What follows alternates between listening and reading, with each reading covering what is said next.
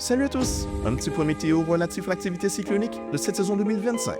Depuis hier dimanche, le National Hurricane Center a initié la surveillance d'une zone de temps perturbée au large des îles Bermudes. Associée à un minimum de basse pression, cette perturbation a été référencée en Invest 90L et est dotée de centres de circulation bien définis. Autrement dit, les vents soufflant au sein de ce phénomène effectuent une rotation complète autour du centre dépressionnaire.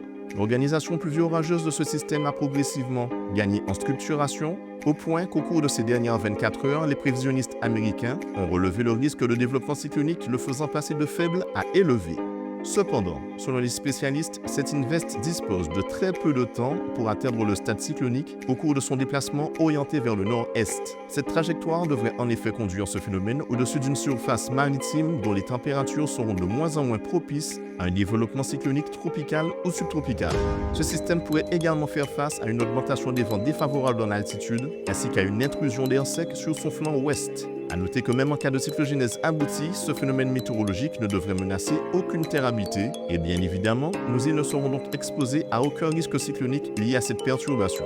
À ce jour, aucune autre surveillance n'est activée par le National Hurricane Center et en ce qui concerne notre région proche, l'onde tropicale qui nous a concernés en fin de week-end s'évacue progressivement en mer des Caraïbes. La suivante étant prévue de passer au sud de l'arc antillais entre cette nuit et demain, nous retrouvons donc un temps chaud et brumeux. Voilà, c'est tout pour aujourd'hui. Excellente journée à vous et à bientôt.